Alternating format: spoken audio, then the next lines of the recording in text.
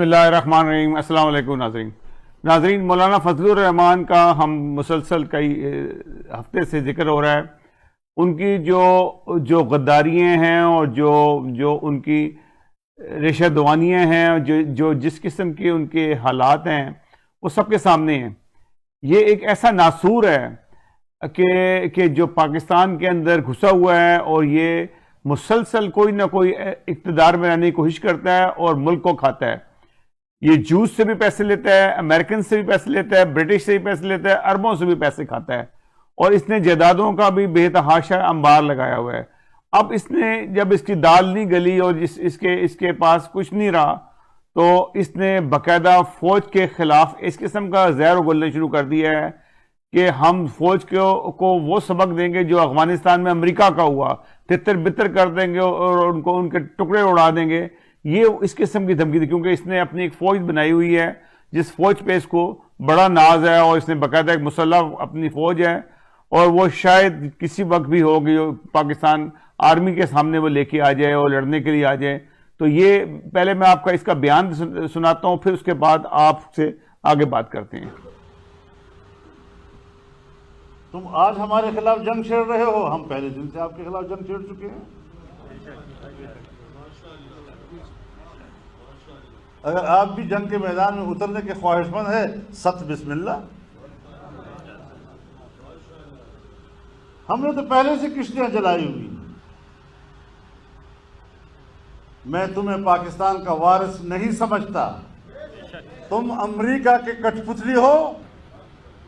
میں ریاست میں ایک آزاد شہری کی حیثیت سے اور محترم کی حیثیت سے زندہ رہنا چاہتا ہوں، اور بخدا بڑے بڑے عہدوں پر فائز لوگ، بڑے بڑے رینکوں والوں سے بھی اپنے آپ کو محترم سمجھتا ہوں۔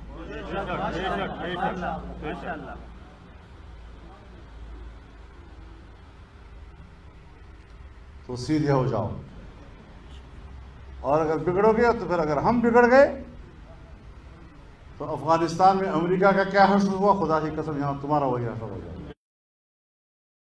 جی ناظرین، آپ نے اس کی تقریر سنی۔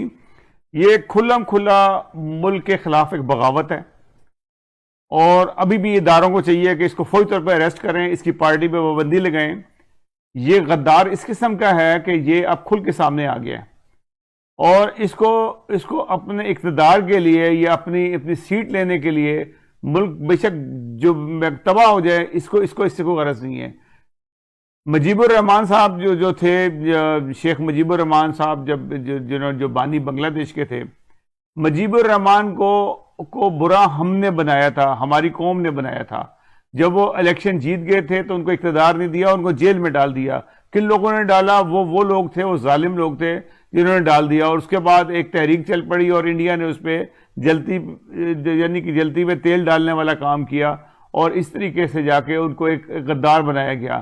حالانکہ وہ غدار نہیں تھے، وہ الیکشن نارملی جیتے تھے، جس کے بعد جو سے ان کا اگر اقتدار مل جاتا تو شاید یہ حالات آج جو نظر آ رہے نہیں ہیں۔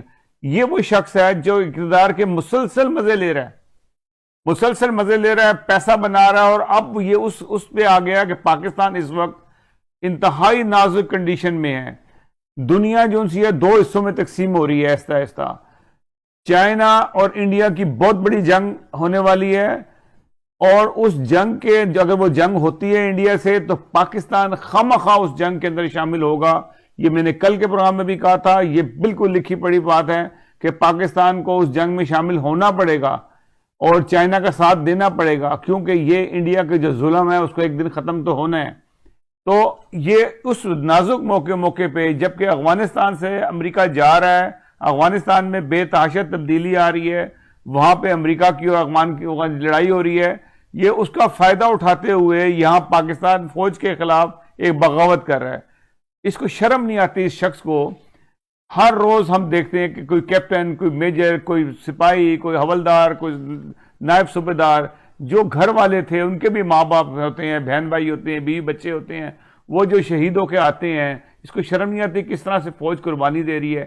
اور یہ شخص جو ان سے فوج کا مذاق اڑا رہا ہے، کہہ رہا ہے کہ جو حشر امریکہ میں طالبان نے کیا وہ حشر تمہارا ہم یہاں پہ کریں گے۔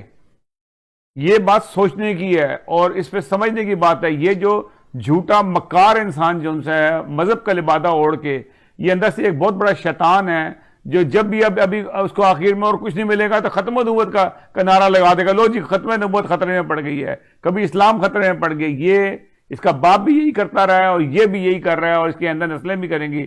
اس کا آج اگر کلا کما نہ کیا گیا تو یہ پاکستان کے لیے بہت مشکل وقت لے کے آ جائے گا، کیونکہ اس نے فورسز بنا لی ہیں اور یہ جڑوں میں گھس رہا ہے۔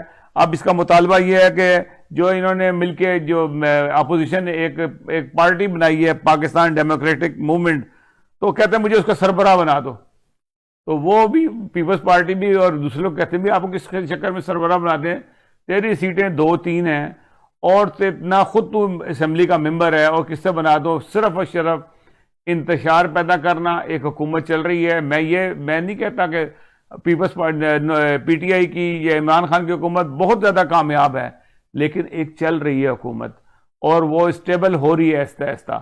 اگر آپ کس بنا کے اوپر اس کو ہٹانا چاہتے ہیں، اس کا قصور کیا ہے، یہ صرف بات کریں۔ میں بھی سوچتا ہوں کئی دفعہ، میں خود پروگرام کرتا رہا ہوں، جو عمران خان کی غلطی ہیں اس پہ ہمیشہ بات کی ہے میں نے، لیکن میں یہ سوچتا ہوں ان کو ہٹانے کی وجہ کیا ہے اس وقت، وہ وجہ بتانا چاہیے۔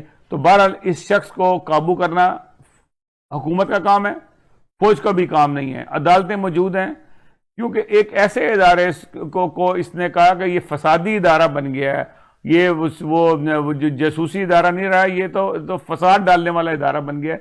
تو یہ ایک اتنی توہین ہے کہ جس کی کسی کو انتہا نہیں، کوئی عوام کے لوگ کوئی اٹھے نہیں کہ یہ توہین جو کر رہے ہیں آپ اس مسلح افواج کی جو دن رات آپ کی حفاظت کرتی ہے، اس پہ بھی غیرت کھانی چاہیے، اس کے اوپر غیرت زیادہ کھانی چاہیے آپ کو، کہ جو لوگ اپنی جانوں کی قربانیاں دیتے ہیں اور ان کا ہم کچھ بھی دفاع نہ کر سکیں، یہ ہمارے لیے بھی شرم کا مقام ہے۔ ناظرین، اگلے پروگرام تک کے لیے اجازت دیجیے گا۔ اللہ حافظ و ناصر۔